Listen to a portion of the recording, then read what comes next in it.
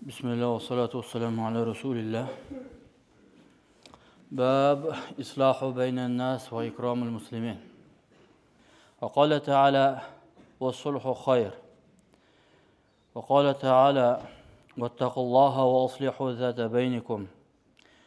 وقال تعالى: إنما المؤمنون إخوة فأصلحوا بين أخويكم. Урматтуу бир туугандар, жер бетинде эң кымбат нерселердин кымбаты бул адам баласы. Жер бетинде нерселердин эң кымбаты бул адам. Ошол кымбат нерсени артынан чуркагандар булар да кымбат болот. Билебиз, адам неси менен бааланат? Адамдардын көз карашында кылып аткан иши менен бааланат.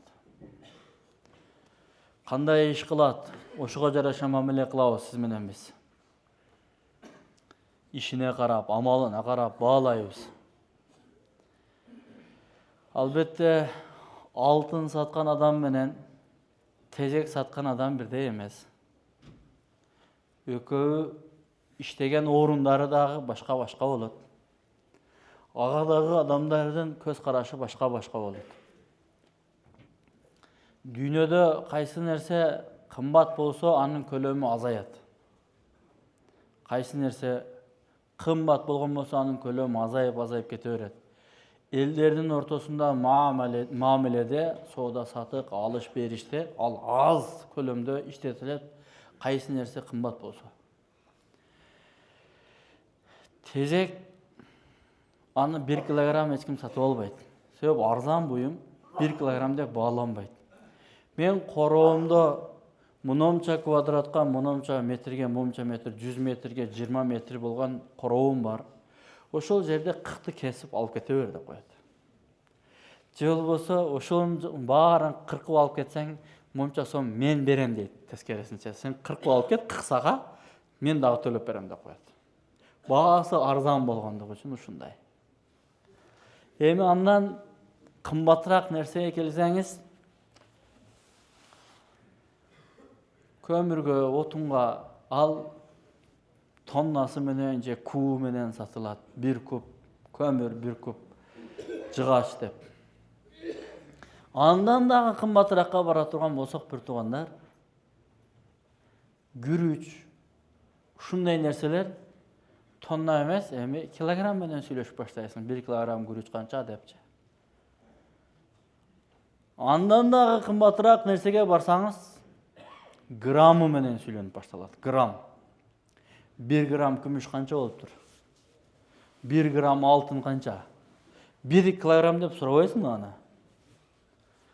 1 килограмм сураганга көп адамдардын эрки да жетпейт, чөнтеги да жетпейт.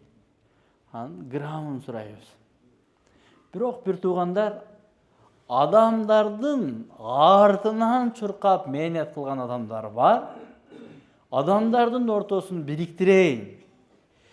Эки ата бала урушуп калыптыр, ушул экөөнүн ортосун жараштырып коеюн. Эки эл бири-бири менен урушуп калыптыр, ушуларды бириктирип, элдештирип коеюн.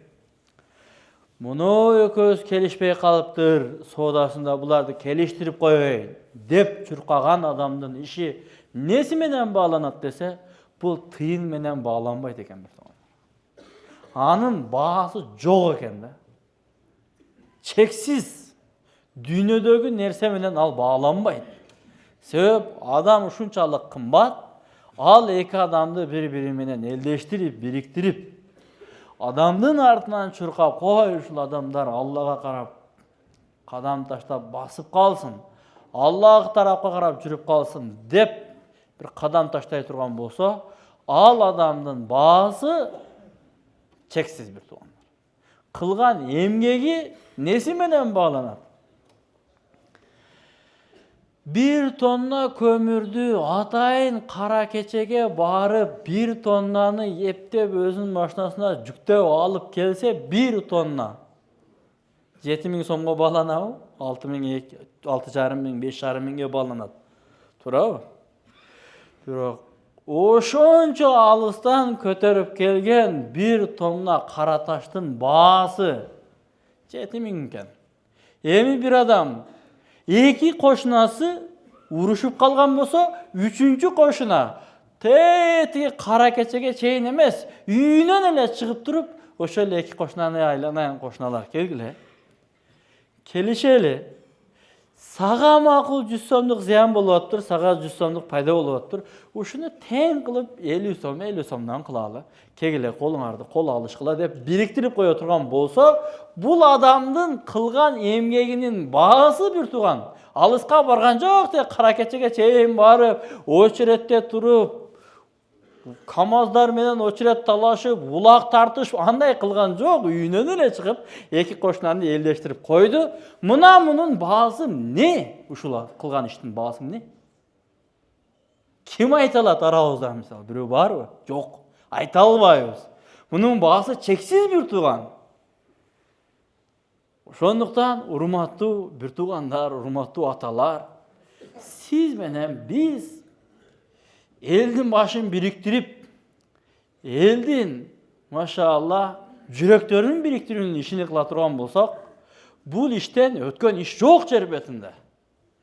Бүгүн мына адамдарды жакшыртуунун менети өтө аз болуп, тескерисинче нерселерди жакшыртуунун менети өтө көбөйүп кетти.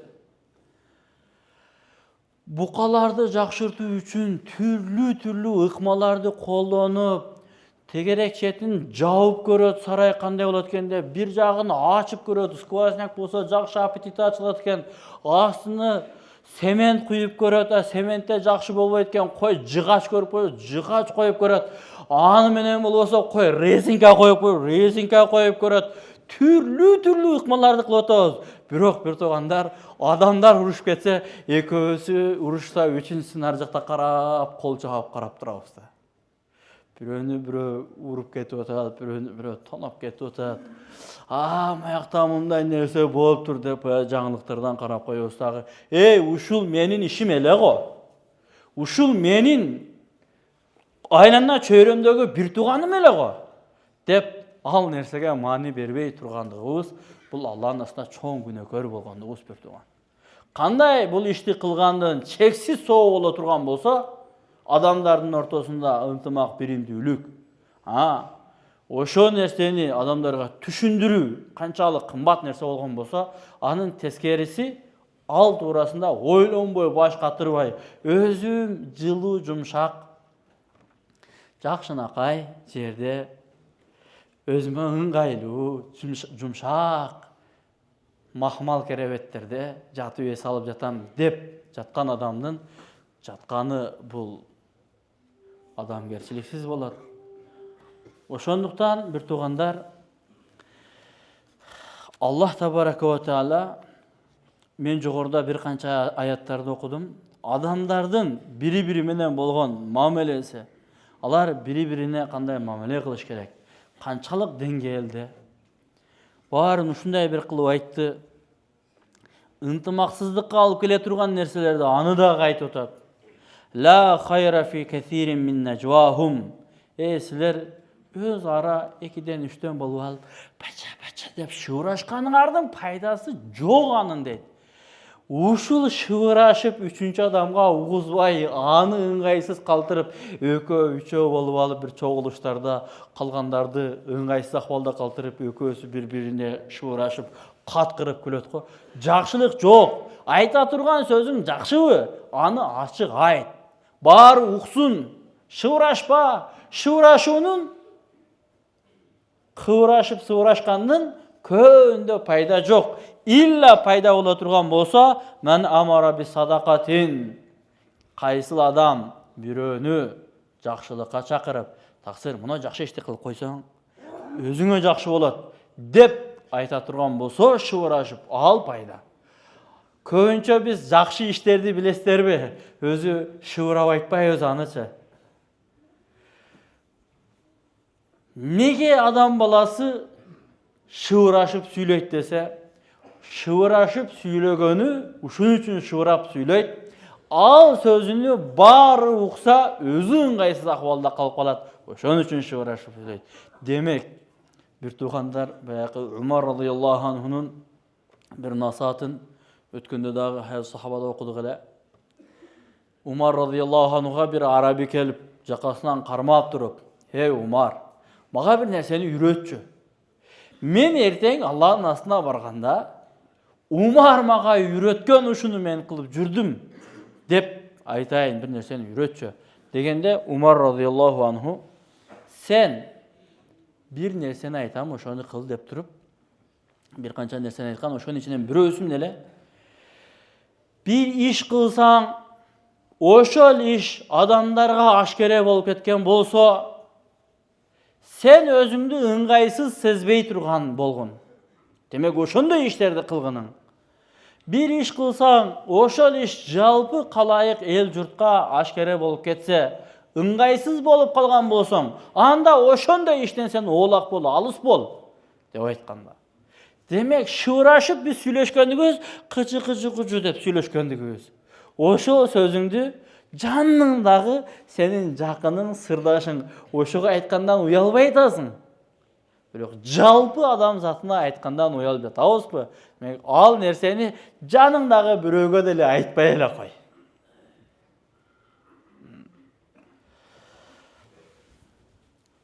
Же адам бир жакшы нерсе сүйлөй турган болсо, ма'руф ау ислахим бейнен нас, адам бир жакшылыкты сүйлөсүн, адамдарды жакшылыкка чакырсын, же болбосо адамдардын ортосун бириктире турган сөздөрдү сүйлөсүн.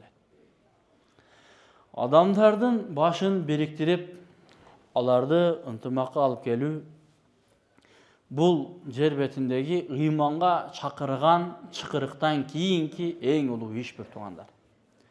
Дагы башка аятта вал ислаху хайр, ислах кылуу, адамдарды жараштыруу, адамдардын башын бириктирүү бул жакшылык деген Аллах Таала. Ваттакуллаха ва аслиху зата байникум. Алладан коркула жана өз ара мамилеңерди дүрүс алып жүргүлө. Не деген чоң сыфаттардан кийин адамдардын ортосундагы мамилени айтып жатат. Иннамал муъминуна ихватун фа аслиху байна ахавайкум. Чындыгында момундар, силер бири-бириңер менен бир туугансыңар. Бир туугандар, бири-бириңер менен мамилеңерди бекемдегиле. Пайгамбар алейхиссалату вассалам бир күн сыртка чыкса, Бани Амир урусунун ортосунда кичине бир нерсе туурасында талаш болот. Анан аларды бир жака, мечиттин бир жак четине алып барып, мечиттин сырт жагына бир жака алып барып, ошолор менен сүйлөшүп отуруп намаз кечигет. Намаз ушунчалык деңгээлде кечигет, жамаат не болду, пайгамбарыбыз бир жака чыгып кеткенби, не болду деп нары бери алаңдап баштайт. Бизде дагы болот го, кээде жума баянда, же баягы шам баяндарда бирөө бир аз узунураак баян кылып ийсе, бүтүрбөй экен эми дегендей кылып саатты карап монтип коебуз го. Сахабалардын арасында дагы ушунчалык бир деңгээлде кечигүү болду. Анан Билал радыйаллаху анху айтты: Абу Бакр радыйаллаху анху кайрылып: "Мен намазга комат айтып тургузайын. Намазды сиз окутуп койбойсузбу?" деди.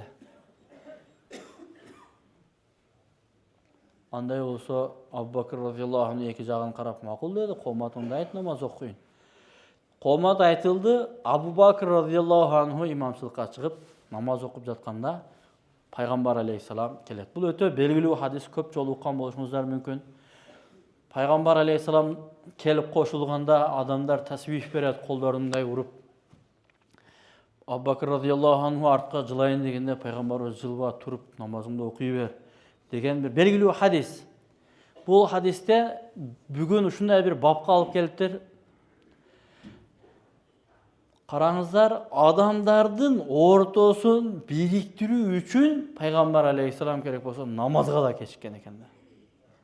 Бир уруудун ортосундагы бир чыр-чатак, ошону жөнгө коюп баштарын бириктириш үчүн пайгамбар алейхисалам намаздан кечиккен экен. Пайгамбарыбыз болбосо намазды жамаат менен окууну ушунчалык зарыл көрөт эле. Өтө катуу ооруп калганда эки адам эки жагынан колтуктап алып пайгамбарыбызды алып келип туруп намазга чыгарган учурлары да болгон. Ошондой учурларда да намаздан кечикпей турат эле. Бирок бир уруудун ортосундагы чыр-чатакты ошону жөнгө салыш үчүн пайгамбар алейхисалам намаздын кооматына да кечигип болсо дагы адамдарды бириктиргенге аракет кылды.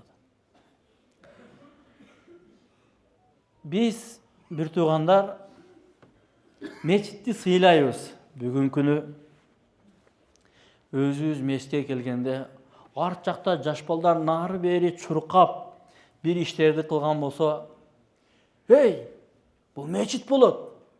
Чуркаба, жөнө отур. Чуркай турган болсоң чык эшикке" деп аларды урушуп нары бери кылабыз. Мечит неге мындай кылып эметебиз десе, биздин ибадатканабыз.